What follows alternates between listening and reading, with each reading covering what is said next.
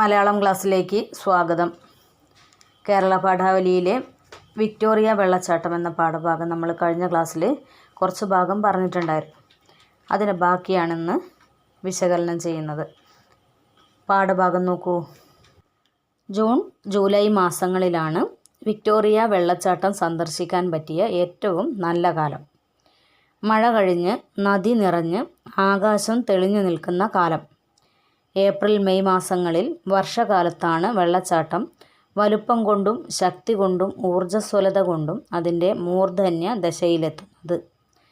പക്ഷേ ആ അവസരത്തിൽ നീരാവിയുടെ കനത്ത മൂടുപടം ആ ഗംഭീരമായ കാഴ്ചയെ പാടെ മറച്ചു കളയുന്നതുകൊണ്ട് ഒരു നരച്ച അന്തരീക്ഷമല്ലാതെ മറ്റൊന്നും കാണുകയില്ല. ജൂൺ ജൂലൈ മാസങ്ങളിലാണ് വിക്ടോറിയ വെള്ളച്ചാട്ടം സന്ദർശിക്കാൻ പറ്റിയ ഏറ്റവും നല്ല സമയം എന്നാണ് ആര് പറയുന്നത്? എസ്.കെ. പൊറ്റക്കാട് പറയുന്നത്. അതിന് കാരണമായിട്ട് അദ്ദേഹം പറയുന്നത്, മഴ കഴിഞ്ഞ് നദി നിറഞ്ഞ് ആകാശം തെളിഞ്ഞു നിൽക്കുന്ന കാലമാണ് ഏത് മാസം? ജൂൺ ജൂലൈ മാസം. ജൂൺ ജൂലൈ മാസങ്ങളിൽ നല്ല മഴയായിരിക്കുമല്ലോ. അപ്പോൾ ആ മഴ കഴിഞ്ഞാൽ നല്ല നിറഞ്ഞു നിൽക്കുന്ന നദി, ആ നദി ആണ് ഒഴുകിയിട്ട് എവിടേക്ക് വരുന്നത്? താഴേക്ക് പതിക്കുന്നത്. അപ്പോൾ താഴേക്ക് പതിക്കുമ്പോൾ ആ വെള്ളച്ചാട്ടം കാണുമ്പോൾ, അതായത് നല്ല വെള്ളത്തിൻ്റെ ഒഴുക്കാണ് താഴേക്ക് പതിക്കുന്നത്. അതുകൊണ്ട് തന്നെ വെള്ളച്ചാട്ടം കാണാൻ നല്ല രസമായിരിക്കും. വർഷകാലത്താണ് വെള്ളച്ചാട്ടം വലുപ്പം കൊണ്ടും ശക്തി കൊണ്ടും ഊർജ്ജസ്വലത കൊണ്ടൊക്കെ അതിൻ്റെ മൂർധന്യ ദശയിലെത്തുന്നത്. എന്താ മൂർധന്യ ദശ എന്ന് പറഞ്ഞാൽ? ഏറ്റവും ഉയർന്ന അവസ്ഥ അല്ലേ? വലുപ്പം കൊണ്ട് ഉയർന്നത്, ശക്തി കൊണ്ട് ഉയർന്നത്, ഊർജ്ജസ്വലത കൊണ്ട് ഉയർന്നത്. അപ്പം അങ്ങേയറ്റത്തെ ആ ഒരു അവസ്ഥ എത്തുന്നത് വർഷകാലത്താണ്. എന്നാൽ ഈ അവസരത്തിൽ അവിടെ നീരാവിയുടെ ഒരു കനത്ത മൂടുപടമുണ്ടാവും. അതായത് നീരാവി കൊണ്ട് മറഞ്ഞിട്ടുണ്ടാവും. അതുകൊണ്ട് തന്നെ നമുക്ക് ആ ഗംഭീരമായ കാഴ്ച ശരിക്ക് കാണാൻ കഴിയില്ല. ഈ നീരാവി കൊണ്ട് പാടെ മറഞ്ഞു നിൽക്കുന്ന ഒരവസ്ഥയാണ് നമുക്ക് കാണാൻ കഴിയുക. ഒരു നരച്ച അന്തരീക്ഷം അല്ലാതെ വെള്ളം ചാടുന്നത് നമുക്ക് ദൂരെ നിന്ന് നോക്കിയാൽ കാണാൻ സാധിക്കില്ല. വെള്ളച്ചാട്ടത്തിന് നിദാനമായ പിളർപ്പിൻ്റെ വക്കിൽ കിടക്കുന്ന തുരുത്തുകൾ അനർഗളമായി വരുന്ന ജലപ്രവാഹത്തെ നാലായി മുറിക്കുകയും അങ്ങനെ വിശാലമായ ഒരൊറ്റ ജലപാതത്തിന് പകരം 4 വെള്ളച്ചാട്ടങ്ങൾ ഉണ്ടായിത്തീരുകയും ചെയ്യുന്നു. വെള്ളച്ചാട്ടത്തിന് നിദാനം എന്ന് പറഞ്ഞാൽ കാരണം എന്നർത്ഥം. വെള്ളച്ചാട്ടത്തിന് കാരണമായ പാറയുടെ പിളർപ്പുണ്ട്. പിളർപ്പ് എന്ന് പറഞ്ഞാൽ പാറ 2 ഭാഗമായിട്ട് പിളർന്നിരിക്കുന്ന സ്ഥലം. അതിൻ്റെ വക്കിൽ കിടക്കുന്ന തുരുത്തുകൾ, അതായത് പിളർപ്പിൻ്റെ വക്കിൽ തുരുത്തുകളുണ്ട്.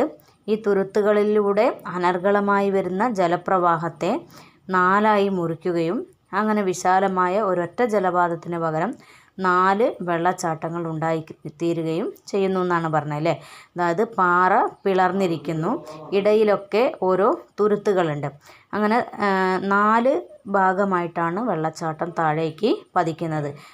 ഒരുമിച്ച് പതിക്കുന്നതിന് പകരം 4ആയിട്ട് താഴേക്ക് പതിക്കുന്നു. അങ്ങനെ ശരിക്കും നമ്മൾ നോക്കുമ്പോൾ എത്ര വെള്ളച്ചാട്ടമുണ്ട്? 4 വെള്ളച്ചാട്ടങ്ങൾ ഉള്ളതായിട്ട് നമുക്ക് അനുഭവപ്പെടുന്നു, അല്ലെങ്കിൽ കാണാം. കിഴക്കേ അരുവിച്ചാട്ടം, ഈസ്റ്റേൺ കട്ടറാക്റ്റ്, മഴവില്ലിൻ്റെ വെള്ളച്ചാട്ടം, റെയിൻബോ ഫാൾസ്, പ്രധാന വെള്ളച്ചാട്ടം, മെയിൻ ഫാൾസ്, ചെകുത്താൻ്റെ കുത്തിത്തിരിപ്പ്, ഇവയാണ് വിക്ടോറിയ വെള്ളച്ചാട്ടത്തിൻ്റെ വിഭാഗങ്ങൾ.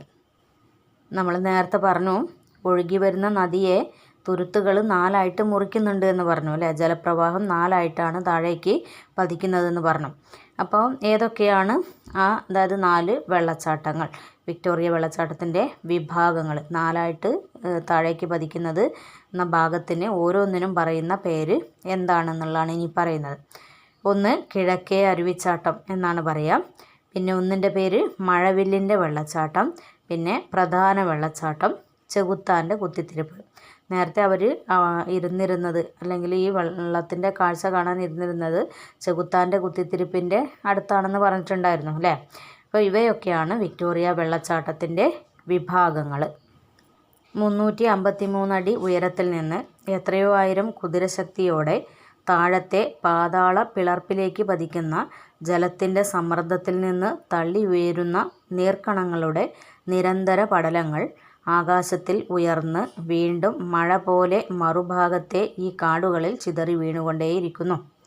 ഒരു നിമിഷനേരം പോലും തടവില്ലാതെ ലക്ഷോപലക്ഷം കൊല്ലങ്ങളായി തുടർന്നു പോരുന്ന മഴ. ഈ നിരന്തരമായ തിരുവാതിര ഞാറ്റുവേലയിലെ ജലധാരയിൽ മരങ്ങളും വള്ളികളും സദാ തഴച്ചും പച്ചപ്പും പുഷ്പിച്ചും കാണപ്പെടുന്നു. നമ്മുടെ കേരളത്തിലെ കുരുമുളക് വള്ളി ഇവിടെ നട്ടുപിടിപ്പിച്ചാൽ നല്ലപോലെ വളരുമെന്ന് തോന്നുന്നു. കുടയോ മഴക്കോട്ടോ കൂടാതെ ഈ കാട്ടിലൂടെ ആരും സഞ്ചരിക്കാറില്ല. മധ്യഭാഗത്തെ ഈ വെള്ളച്ചാട്ടം പല ഉയർച്ചകളിൽ നിന്ന് കണ്ട് ആനന്ദിക്കുന്നതിന് താഴോട്ട് ഒറ്റയടിപ്പാതകൾ നിർമ്മിച്ചു വച്ചിട്ടുണ്ട്. ഇനി അദ്ദേഹം പറയുന്നത്, താഴേക്ക് ശക്തിയായിട്ട് പതിക്കുന്ന ജലത്തിൻ്റെ സമ്മർദ്ദത്തിൽ നിന്ന് നീർക്കണങ്ങൾ തള്ളി ഉയരും. അതായത് ആകാശത്തിലേക്ക് നീർക്കണങ്ങൾ, വെള്ളത്തിൻ്റെ കണങ്ങൾ ഉയർന്നു പൊങ്ങിയിട്ട് മറുഭാഗത്തെ കാടുകളിലേക്ക് ഇങ്ങനെ ചിതറി വീണുകൊണ്ടേയിരിക്കും. കാടുകളിൽ മഴ പോലെയാണ് ആ വെള്ളം അങ്ങനെ പതിക്കുന്നത്. അപ്പോൾ ഒരു നിമിഷ നേരം പോലും തടവില്ലാതെ കൊല്ലങ്ങളായിട്ട് തുടർന്നു പോരുന്ന മഴയാണ് എവിടെ കിട്ടുന്നത്? ഈ കാടുകളിൽ കിട്ടുന്നത്. മഴയല്ല, ഇവിടെ നിന്ന് ചിതറിത്തെറിക്കുന്ന ജലത്തുള്ളികൾ മഴ പെയ്യുന്നത് പോലെ എല്ലാ സമയവും, അതായത് നിരന്തരമായിട്ടിങ്ങനെ മഴ പെയ്യുന്നത് പോലെ ആ വനങ്ങളിൽ പതിക്കും. അതുകൊണ്ട് തന്നെ ആ കാടുകളിലെ മരങ്ങളും വള്ളികളും എപ്പോഴും തഴച്ച് വളരുന്നതായിട്ട് കാണാം. മാത്രമല്ല എപ്പോഴും പച്ചപ്പ് നിറഞ്ഞ ഒരു കാടായിട്ടാണ് നമുക്ക് ആ കാട് കാണാൻ കഴിയുക. കാരണം എപ്പോഴും എന്ത് ചെയ്യുന്നുണ്ട്, അവിടേക്ക് ജലം മഴ പെയ്യുന്നത് പോലെ പതിക്കുന്നുണ്ട്.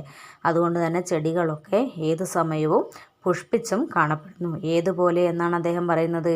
തിരുവാതിര ഞാറ്റുവേല പോലെ. ഇവിടെ നമുക്കൊരു കാര്യം മനസ്സിലാവും. എസ്.കെ. പൊറ്റക്കാട് അന്യരാജ്യങ്ങളിലെ കാഴ്ചയാണ് ഇവിടെ പറയുന്നത്. എങ്കിലും അദ്ദേഹം നമുക്ക് പരിചിതമായ ചുറ്റുപാടിലെ കാഴ്ചകളുമായിട്ട് കൂട്ടിയിണക്കിയാണ് സംസാരിക്കുന്നത്. കാരണം നാം കാണാത്ത ദൃശ്യത്തെക്കുറിച്ചല്ലേ അദ്ദേഹം നമുക്ക് അനുഭവങ്ങൾ പകർന്നു തരുന്നത്. അപ്പം നമ്മൾ കാണുന്ന, നമുക്ക് പരിചിതമായ കാഴ്ചയോട് ബന്ധപ്പെടുത്തുമ്പോൾ ശരിക്കും നമുക്ക് ആ ദൃശ്യം അല്ലെങ്കിൽ ആ കാഴ്ച മനസ്സിൽ കാണാൻ വേണ്ടി സാധിക്കുന്നുണ്ട്. ഇവിടെ തിരുവാതിര ഞാറ്റുവേല പോലെ എന്ന് പറഞ്ഞു അല്ലേ. കേരളത്തിലൊക്കെ കൃഷി ചെയ്യുന്ന കാലമാണ് തിരുവാതിര ഞാറ്റുവേല. ഈ ഞാറ്റുവേലയിൽ മിക്ക ചെടികളും പുഷ്പിച്ചും കാഴ്ചയൊക്കെ കാണപ്പെടുന്നത് കാണാം. അപ്പം നമുക്ക് പരിചിതമായ ഒരു കാഴ്ചയാണത്. അപ്പം അതുമായി ബന്ധപ്പെടുത്തിയാണ് അദ്ദേഹം അന്യനാട്ടിലെ കാര്യം വർണ്ണിക്കുന്നത്. തിരുവാതിര ഞാറ്റുവേലയിൽ കേരളത്തിൽ ഇങ്ങനെ പുഷ്പിച്ച് നിൽക്കുന്ന വൃക്ഷങ്ങളും വള്ളികളൊക്കെ കാണാമെന്ന് പറഞ്ഞു. അതേപോലെ ഈ കാട്ടിൽ ഏത് സമയത്തും മരങ്ങളും വള്ളികളൊക്കെ പുഷ്പിച്ചും പച്ചപ്പ് നിറഞ്ഞും കാണപ്പെടുന്നു.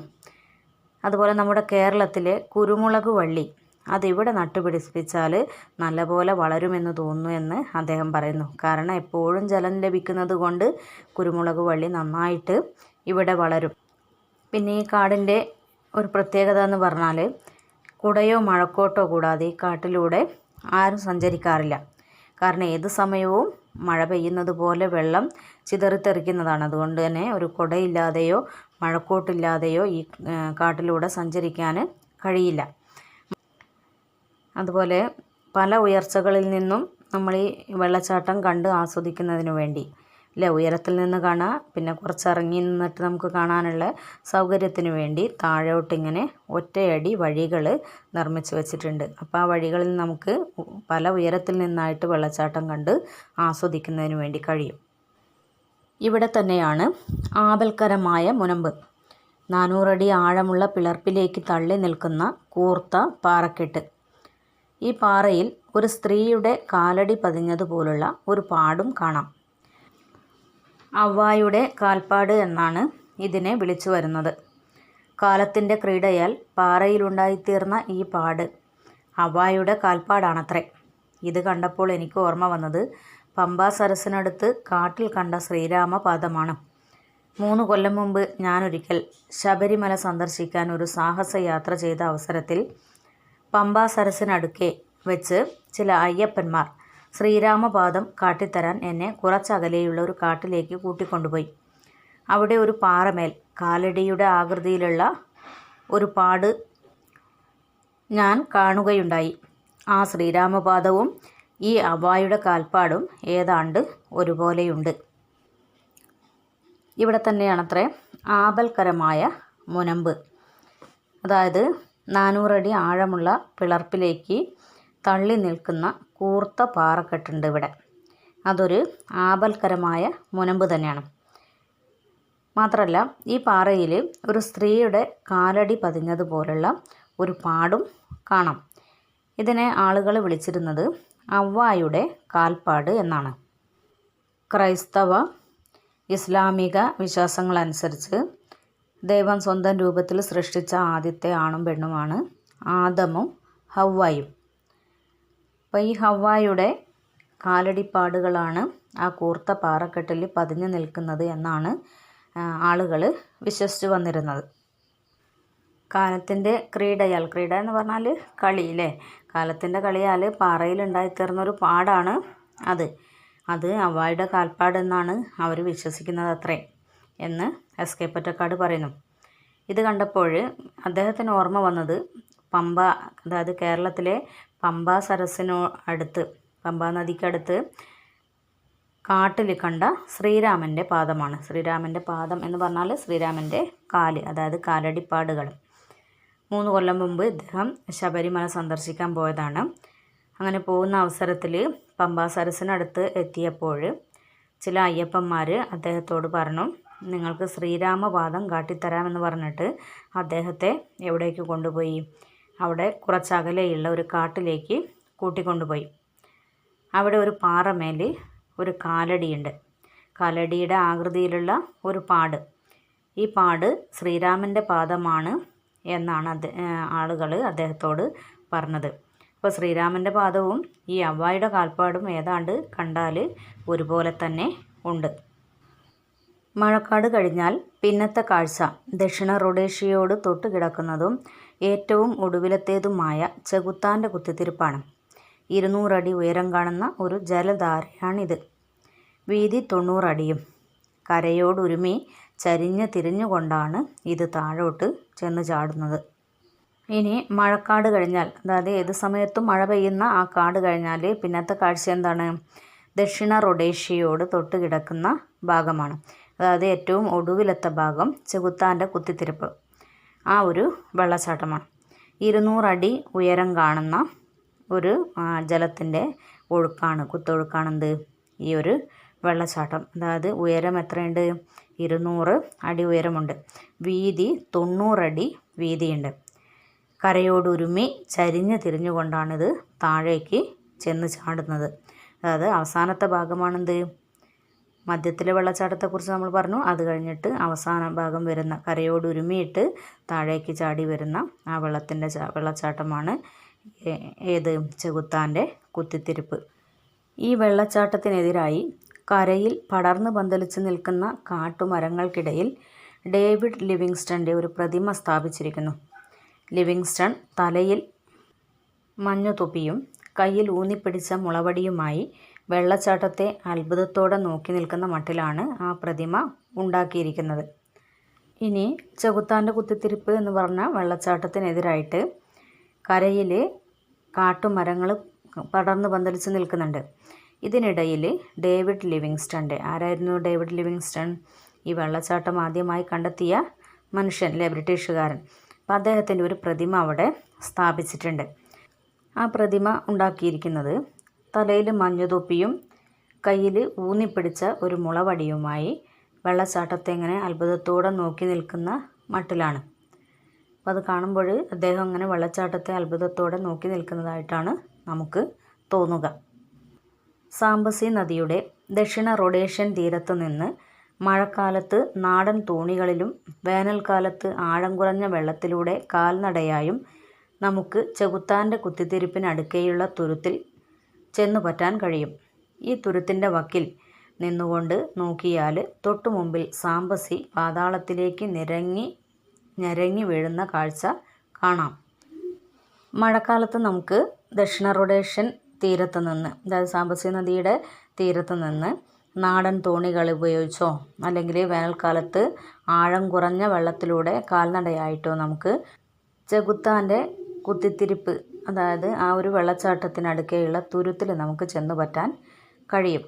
ഈ തുരുത്തിൻ്റെ വക്കിൽ നിന്നുകൊണ്ട് നോക്കിയാൽ നമുക്ക് സാംബസി നദി പാതാളത്തിലേക്ക്, അതായത് എത്രയോ താഴ്ന്ന ഭാഗത്തേക്ക് സാംബസി നദി നിരങ്ങി ഞരങ്ങി താഴേക്ക് വീഴുന്ന കാഴ്ച നമുക്ക് കാണാൻ കഴിയും. വെള്ളച്ചാട്ടങ്ങളുടെ തിക്കും തിരക്കും കോലാഹലങ്ങളുമെല്ലാം കഴിഞ്ഞു. 4 വെള്ളച്ചാട്ടങ്ങളിൽ നിന്നുമുള്ള വെള്ളം മുഴുവനും ഒന്നായി തിളച്ച് മറിഞ്ഞ് നുരച്ചിരമ്പിക്കൊണ്ട് താഴെ വിശാലമായ ഒരു കൊട്ടത്തളത്തിൽ വന്നു ചേരുന്നു. ഇവിടെ വെച്ചാണ് നദി വീണ്ടും പാറപ്പിളർപ്പിലേക്ക് പ്രയാണം തുടരുന്നത്. തിളയ്ക്കുന്ന പാത്രമെന്നാണ് കയത്തിന് പേര് കൊടുത്തിരിക്കുന്നത്. വീഴ്ച പറ്റിയ സാംബസി നദി തലചുറ്റലോടെ വായിൽ നുരപ്പിണ്ടവുമായി കിടന്ന് മുരളുന്നു. എങ്ങോട്ടു നീങ്ങണമെന്നറിയാതെ വിരളുന്നു. ഒടുവിൽ മെല്ലെ ഒരു നാഗത്തെപ്പോലെ മുമ്പിൽ കണ്ട അളയിലേക്ക് ഇഴഞ്ഞു പോവുകയും ചെയ്യുന്നു. വാസ്തവം പറഞ്ഞാൽ വിക്ടോറിയ വെള്ളച്ചാട്ടം അത്ഭുത രസമല്ല, മറ്റെന്തോ ഒരു രസമാണ് നമ്മിൽ ജനിപ്പിക്കുന്നത്. അവിടെയെല്ലാം ഒരിക്കൽ ചുറ്റി നടന്നതുകൊണ്ട് വിക്ടോറിയ വെള്ളച്ചാട്ടത്തിൻ്റെ ഭാഷ നമുക്ക് ഗ്രഹിക്കുവാൻ കഴിയുമോ എന്ന് സംശയമാണ്. 4 വെള്ളച്ചാട്ടങ്ങൾ താഴേക്ക് പതിക്കുന്നതിൻ്റെ ആ ഒരു അനുഭവം അദ്ദേഹം പങ്കുവച്ചു അല്ലേ. ഇനി ഈ വെള്ളച്ചാട്ടങ്ങളുടെ തിക്കും തിരക്കും കോലാഹലമൊക്കെ കഴിഞ്ഞാൽ പിന്നെ ഈ താഴേക്ക് പതിച്ച വെള്ളമുണ്ടല്ലോ, ഈ വെള്ളം മുഴുവനും ഒന്നായിട്ട് തിളച്ച് മറിഞ്ഞ് നുരച്ചിരമ്പിക്കൊണ്ട് ഒരു കൊട്ടത്തളത്തിൽ വന്നു ചേരുന്നു. അതായത് താഴേക്ക് പതിച്ച ജലം വീണ്ടും അവിടെ നിന്ന് ഒഴുകുമല്ലോ. അങ്ങനെ ഒഴുകിയിട്ട് അവിടെ പാറപ്പിളർപ്പുകളൊക്കെ ഉണ്ട്. അതിനിടയിലൊക്കെ തട്ടിത്തടഞ്ഞ് വെള്ളം ഒരു തിളച്ച രൂപത്തിൽ, അതായത് നുരച്ചിരമ്പുന്നു. ആദ്യം അത് താഴേക്ക് പതിച്ച് ഒരു കൊട്ടത്തളത്തിലേക്ക് വന്നു ചേരുന്നു. ഇവിടെ വെച്ച് നദി വീണ്ടും എവിടേക്ക് പോകുന്നു? പാറയുടെ പിളർപ്പിലേക്ക് പ്രയാണം തുടരുക എന്ന് പറഞ്ഞാൽ യാത്ര തുടരുന്നു. തിളയ്ക്കുന്ന പാത്രം എന്നാണ് ഈ കയത്തിന് പേര് കൊടുത്തിരിക്കുന്നത്.